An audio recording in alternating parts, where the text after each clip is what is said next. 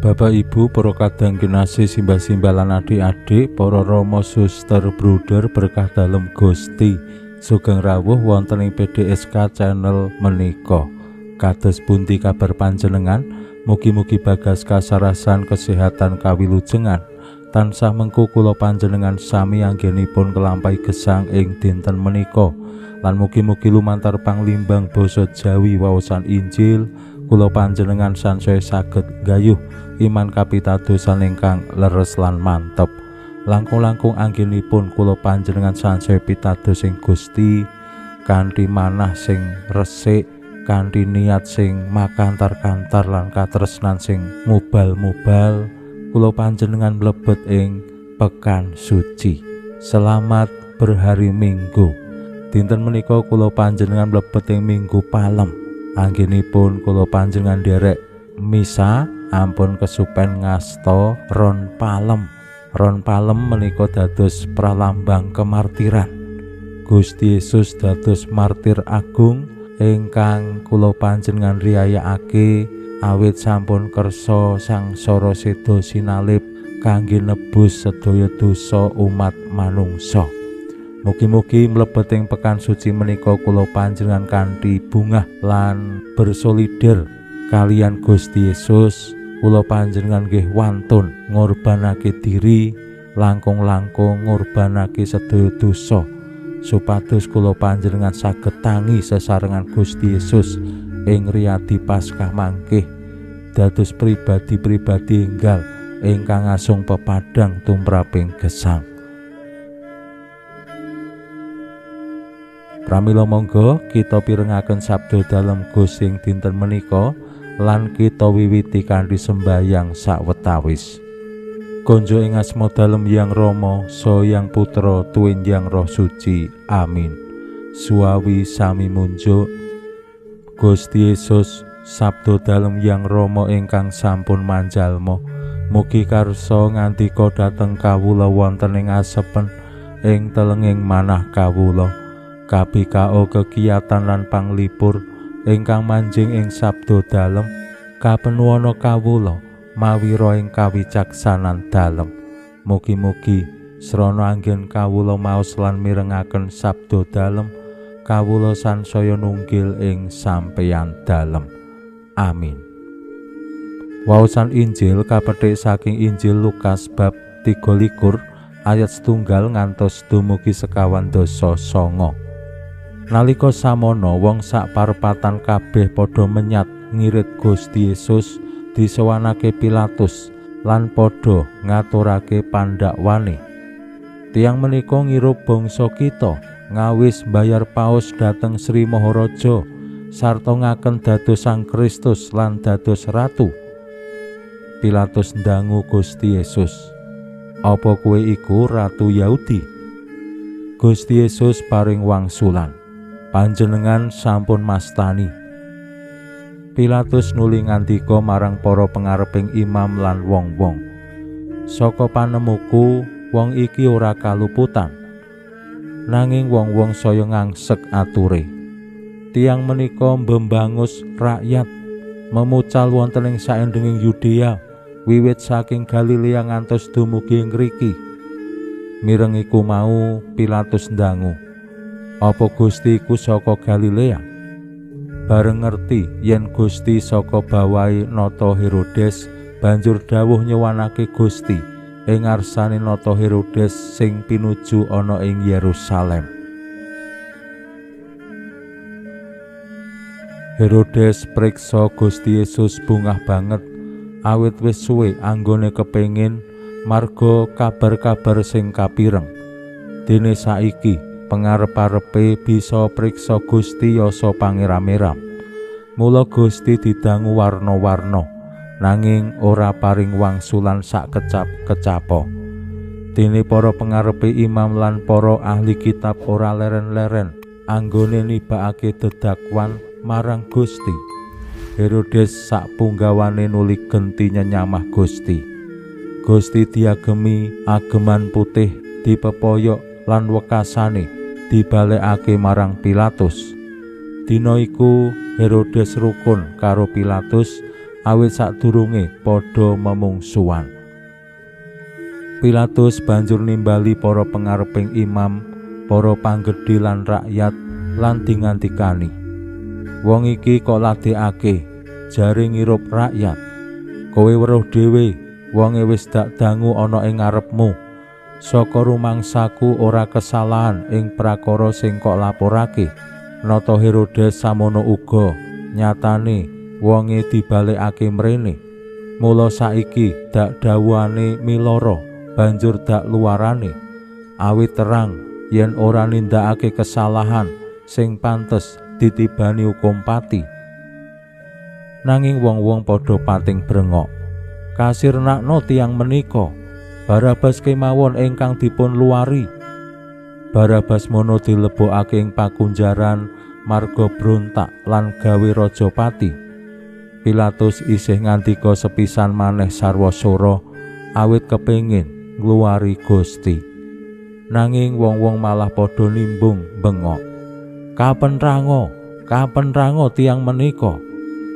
Pilatus ndangu sing kaping telune. Gek lupute apa? Wong iki ora tinemu kadosan pati. Mulane dak siksane wae banjur dak luarane. Nanging wong-wong saya ngangsek lan saya sora anggone nyuwun hukum salib. Wasana suarane wong akeh menang. Pilatus nibakake putusan ngabulake panyuwune sing dilebokake ing pakunjaran marga brontak lan gawe Rajapati sida diluari kaya sing dadi panyuwune rakyat. Nanging Gusti Yesus dipasrahake marang karepe wong-wong. Nalika padha ngirit Gusti Yesus, Simon saka Sirena sing mulih saka Tegal diendhek dipeksa manggulake salib nderekake Gusti. Akeh sing padha ngetutake. Ana uga wanita-wanita sing padha nangisi Gusti. Gusti Yesus tumoleh lan ngandikani, "Bocah wadon Yerusalem, aja nangisi aku, nangisono awakmu dhewe lan anak-anakmu. Ngertiya bakal kelakon wong-wong padha alok, begjane wong sing gabuk, sing ora tau nglairake lan nusoni anak. Ing kono bakal ana sing kandha marang gunung, jugrukono aku, utawa urugono awakku.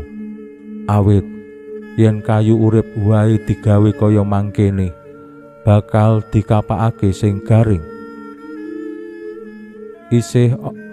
Isih ana wong loro liya sing diarak, yaiku begal sing dihukum pati bareng karo Gusti.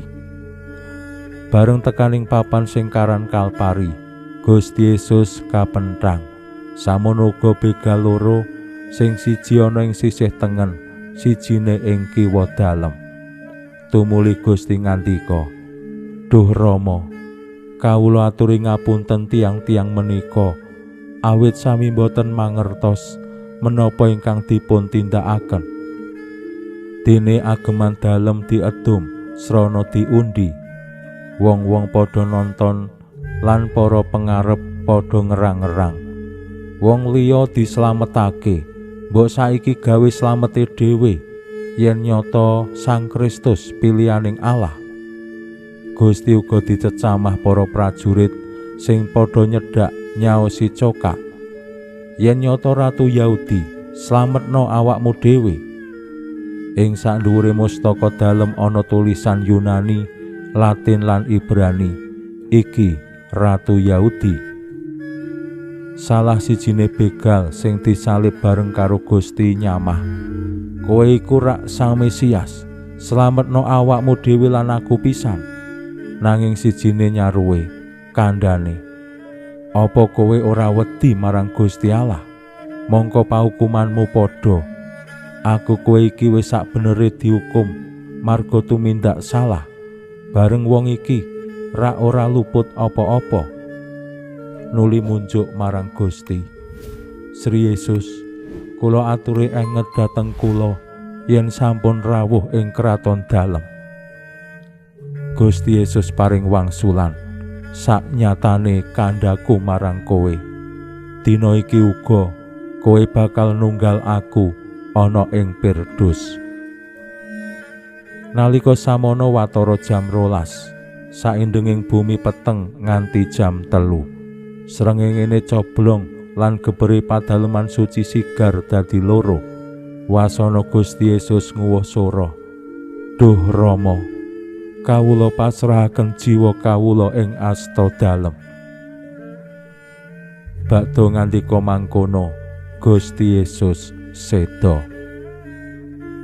Nalika penatus weruh lelakon mau banjur ngluhurake Allah lan kandha. Mula nyata wong iki ora salah. Dene wong-wong sing padha nonton lan weruh lelakon mau padha bali mulih karo tebah-tebah dada lan kadang kewanuan dalem Gusti, klebu para wanita saka Galilea padha nunggoni saka kaduan lan padha menangi kabeh mau.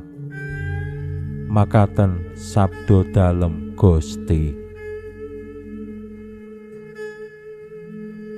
Suwawi sami munjuk, Gusti, kawula munjuk sembah nuwun karana sabda dalem. Sabda dalem dadosa obor ingkang madangi margining gesang kawula. Katuntuna kawula sageta sabda dalem menika numusi manah ngantos tansah ngrembaka kangge nggayuh gesang ing swarga. Amin. Bapak Ibu para kadang kinasih simbah-simbah lan adik-adik, Gusti Yesus ingkang sampun kersa seda sinalip kanthi cara sing ina, mugi-mugi tansah paring kekuatan kangge kula panjenengan sami anggenipun derek Gusti. Mangga salibe kula panjenengan sami piyambak-piyambak nunggil kalian Gusti. Mugi-mugi kanthi mekaten kula panjenengan jejering tiang-tiang Katolik sansaya saged asung kabecikan, asung kasaenan, asung panebusan tumraping dosa-dosaning jagat, dosa-dosaning umat manungsa, saengga kula panjenengan sami anggenipun bangun gesang pasrawungan namung ngupadi kasaenaning gesang lan kabecikaning gesang sesarengan. Pinuji Allah sakmenika sarta ing salami-laminipun, salam sehat, salam bahagia, salam katentreman. Lan mugi-mugi lumantar panglimbang dinten menika kula panjenengan tansah jinangkung ing berkah dalem Gusti ingkang Maha Kuwasa, Hyang Rama saha Hyang Putra tuwin Hyang Roh Suci. Amin.